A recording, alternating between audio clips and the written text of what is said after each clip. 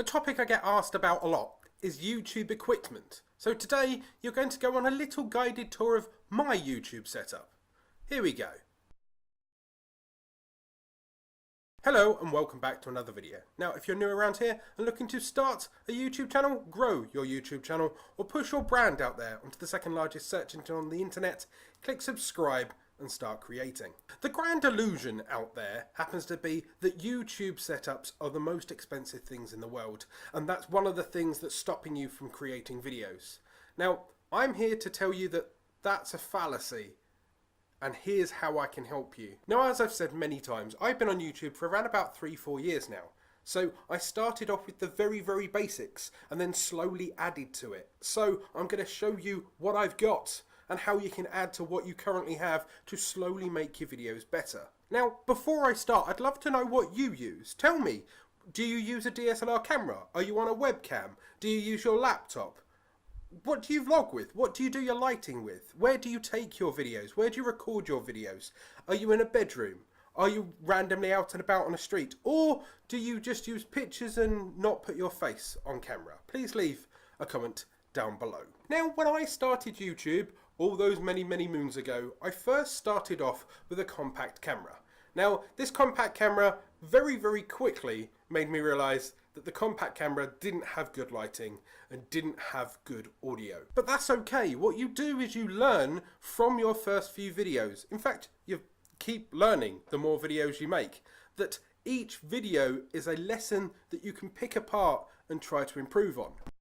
Hello YouTube, I'm Mr. Hairy Brit and welcome to my very first YouTube vlog.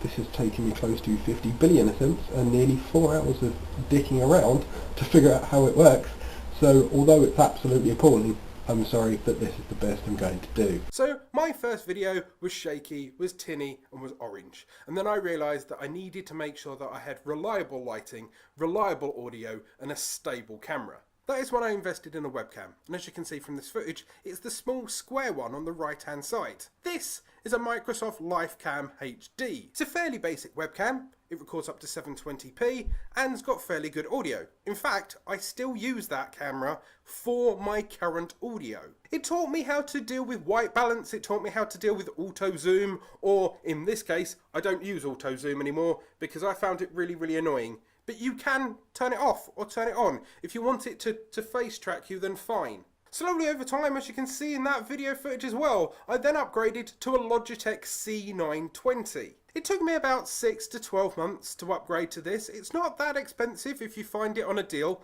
I believe I got it for 35 quid. You can get it for around about £50, but it's pretty much kept its price, which is always a good fire way of showing that it's a decent quality webcam. It's the Apple theory. Basically, if the phone doesn't devalue quick enough, then it shows that it must have been a good quality in the first place. Or that there isn't higher resolution or higher versions of the same thing out there, devaluing the original. I believe the C920 is quite a staple for many online vloggers or online YouTubers as a webcam, because it is, once again, it's good. I mean, the audio for me isn't fantastic, that's why I still use the other one for audio as a microphone input, and the webcam itself for visuals, because it gives a crisper 1080p HD full image, you know? But that was my upgrade, and as I said, it didn't really cost much. The first one was about 15 quid, the new cam is around about 35-50 quid. Now, as you can see from my Mr. Hairy Brit videos, I used to try and vlog in front of an interesting wall. In this case, it was my memory wall, where I had a load of family photos and a load of memory pictures behind me. So therefore, your focus was either on me or on the pictures behind me. And that's a good thing to do. Try and generate some kind of interest in your background, or try and focus everyone on you. Because if you're out in a park, and people are running around, people may actually be paying attention to the runners behind you than you. In the case of the Mr. Hairy Brit wall, every time somebody sent me something, or every time I did a sponsor, or every time a company contacted me, I added a little extra trinket on the wall, or a Smurf, or some chocolates, or anything really. So it kind of showed throughout the time that that was my wall, and that's my vlogging wall, and that's my memories, and that's how I wanted to vlog. There is nothing wrong with that. In fact, that served me really well for around about 3 years. The odd occasional like dabble into green screen, but most of the time it was that vlogging wall or that wall before the pictures were there in general. But when I decided to upgrade my kind of quality at the end of last year, I went for a background stand. Now, this isn't a brick wall. I know, I've just ruined the illusion for you. As you can see, it is a piece of canvas on a frame of 2 poles, and you drape over and it becomes your background. This helps you generate a stable, consistent background look. And if lit properly, it also doesn't look fake.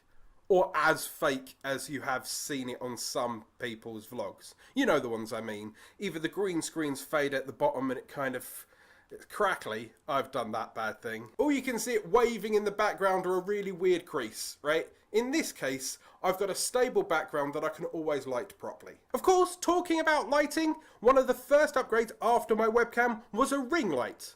That was because I could still vlog in front of that picture wall, but then I had a ring light that could give me daylight level quality light that was stable. Because as some of you may have realised, when you're vlogging and you're dependent on daylight and it's going in and out of clouds, it makes your video quality go up and down because you're trying to either adjust for the sunlight or you ignore the sunlight changes, and in one clip it's dark and in the other clip it's really light. In fact, the ring light was bought for me for Christmas by my family as a wonderful gift because they knew that this was my hobby and my choice.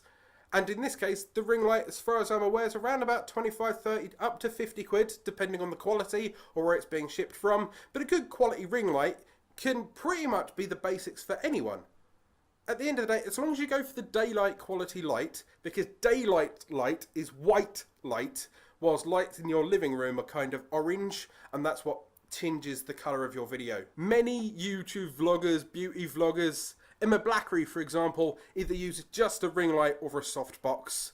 And a ring light, you can mount the camera in the middle of it, so it lights you, your face, and a little bit of your backdrop, and you can vlog with a stable light. It's really good in the evenings as well, because once again, you're not having to deal with sunlight issues. Now, I went one step further. Along with the background, I wanted some additional lighting. And that's where these 2 side lights come from, with 4 bulbs each, once again, each in daylight brightness. As you can see, these beauties are wonderful, right? You can put them anywhere, right? So look, I suggest like an angle from your face so they can light the background and your face, and then it evens it out a bit. The bulbs are 5500K, which I believe is the brightness that you're looking, or the colour that you're looking for the sun. So it's a white light. Once again, you don't have to worry about balancing with white balance. They do cost a little bit more than normal light bulbs, so I do warn you, you're looking at around about $6 to $8 or £6 to £8 per bulb, but they do guarantee you a guaranteed light. So you don't have to worry about, once again, the sun coming in or the sun going out. You can vlog as many times as you want. You can set them up. You can bulk record as I've previously suggested. And you don't have to worry about, oh no, that storm's coming and I'm not going to have the light. Or I can't vlog in the evening because I'm going to be orange. Or I'll have to vlog via the light of the TV and it's going to look weird. At the end of the day, you do not need everything that's here.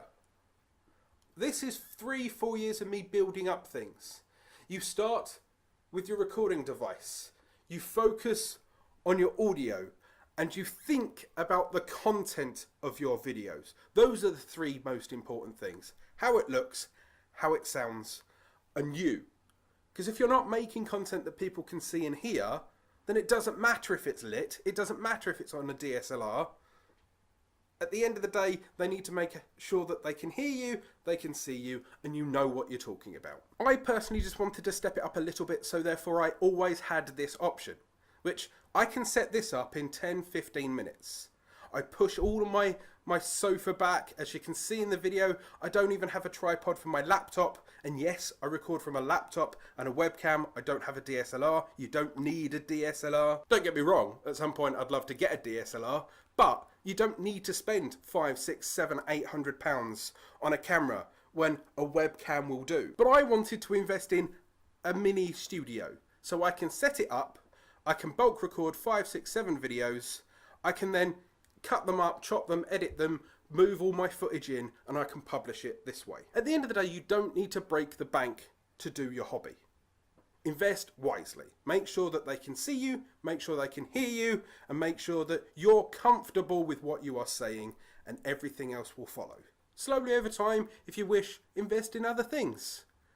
It doesn't have to be huge. It could just be a decent light bulb and a decent lighting position. Now I hope me going through my little YouTube setup will help you. If you want more tricks and tips, there's a PDF up here in the description down below. Remember to click that subscribe button to continue to get these videos. Go out there, start creating.